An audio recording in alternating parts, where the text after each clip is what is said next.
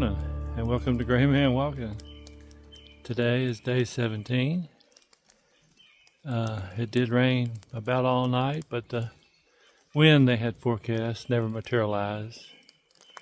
I think the weather is getting more sensationalized all the time, but I was glad it didn't blow. Got about 12 or 13 miles to the NOC today. I think I go up over Bald, but unless things clear up a little bit, might not get a view. That's okay. Well, the only thing left to do is start walking. You can see the far hillside there. I slept right down in the bottom. Usually the low points always have an old camping area of some sort. Today I want to go over a couple of topics since everything's kind of sucked in. We won't be seeing too much in the way of views, but one of the things I want to talk about is how your body feels out here, the aches and pains you encounter. You don't hear a lot about it, at least I haven't, on the people I've watched on YouTube, but I walked the first 4 days, did 8-mile days, and on the third day, my right knee started aching pretty smartly when I would raise that leg backwards trying to clear a rock or a log or stepping down over something. And the next day I did get a brace at Mountain Crossings, and they said wear the brace when it hurts, and that's what I did. And I think I wore it 2 or maybe parts of 3 days. Since then, every now and then I'll feel that little twinge, but it hadn't come back to that degree. And after I zeroed on the 5th day, I came back out, and I think I walked about 8 days straight after that. And somewhere in that stretch, the bottoms of my feet, the balls behind your toes and your heel pad, they became fairly tender, and it wouldn't completely go away overnight. And I can still feel that a little bit, but it's dissipated to a good degree. Haven't had any trouble with my back or shoulders. My back was in a kink a few days before I started this trip, and walking usually is what makes it feel better, so that worked out really well. Other times during the day, you'll feel a sharp pain here or there in your hip or thigh or down in your feet, and you think, okay, is this going to be a problem? But often it quits just as soon as it starts, so don't know what all that is. And I'm not talking about this for causes or solutions, it's just to let the viewers know some of the things you feel when you're out here. So that is, take that for what it's worth. I'll also give you a little gear update. My shoes have done really well. They've had really good traction and grip on those slick rock surfaces. I was happy with that. They are waterproof, which means if you really get them soaked, then they're a blister to dry out. One night I even slipped a hand warmer into each one and tilted them up to where they would maybe dry some of the moisture out of them. I wanted to start with waterproof shoes because I thought I might be walking in some snow or colder temperatures, keep your feet a little warmer, drier, but probably after the Smokies I'm gonna switch them out for a pair of topos. My LL Bean pants, I've really enjoyed them. The pockets are just right. They dry out quickly. I really like them. I got an Outdoor Research sun shirt. That's pretty much what I've been putting on first, and some days that's all I've had to wear. I've got a wool layer that goes over that. Those are the two most common things I've been wearing. The rain clothes are a mixed bag. Their greatest benefit is keeping some heat in and keeping the wind out. If you got any kind of significant rain at all, it's going to soak through and you're going to be wet, but it still helps keep you warm. Yesterday's rain wasn't so bad that I really got soaked, but I did change out of my pants and my shirt when I got ready to get in the hammock and put on 2 dry layers. But then I switched back into the slightly damp clothes this morning. So if they're soaked, I won't put them back on, but if they're damp, you could usually live with it. It's still sprinkling right now. Other things, the pack is doing well. All my sleep system, everything's performing just like I hope it would. So far so good. I did have a pair of waterproof gloves that were not waterproof at all.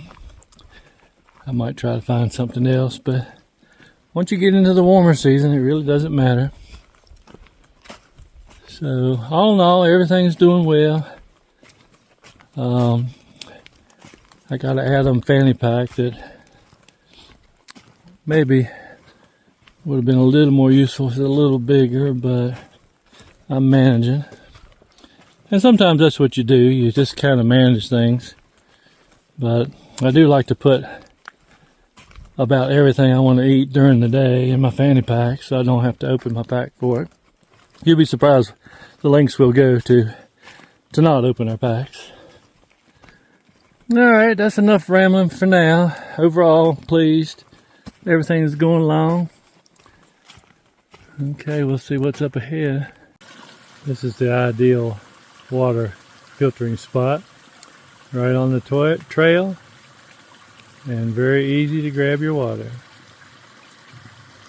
I just stopped here for a little break, and a screw popped out of my reading glasses, so that's going to make it interesting for a while.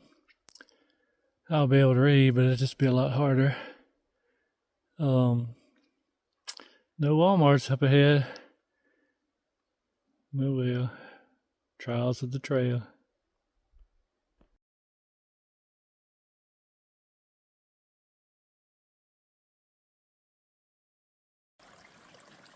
This is the most convenient shelter I've seen so far.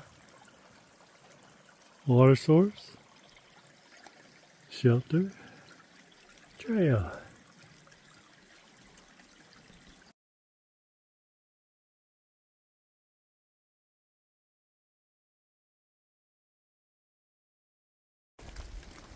Last little topic I'll mention today about some of the intricacies of being out here is that it's hard to eat and drink enough.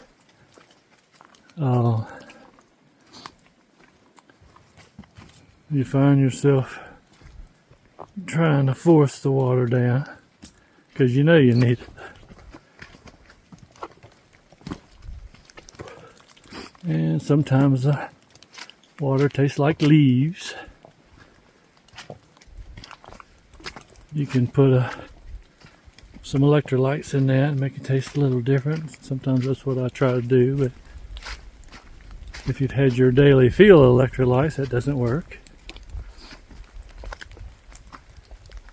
And it's hard to get enough to eat. You find yourself not wanting to stop to eat. And I really find that I can only eat while I'm walking, when I'm on level ground. When I'm going uphill, I'm sucking so much air that I'll choke myself if I'm trying to eat something. And usually going downhill, I'm trying to pay more attention so I don't trip or fall. So it is a struggle to drink enough and to eat enough. And that's beside the point of getting enough calories. That's just eating a normal amount. But we'll work through it all.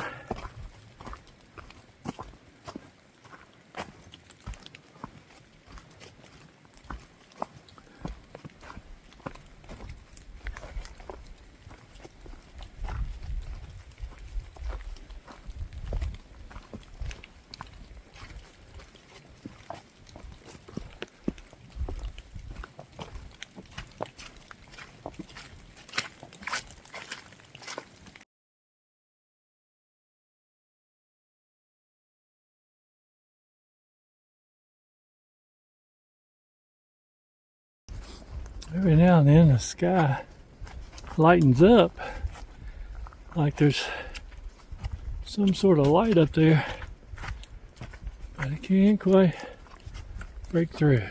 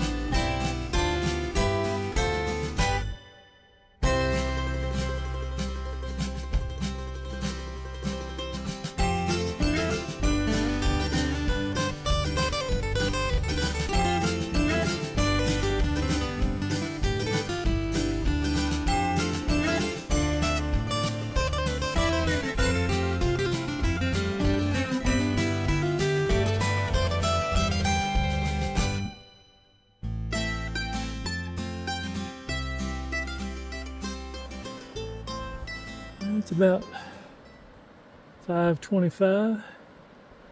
NOC never looked so good.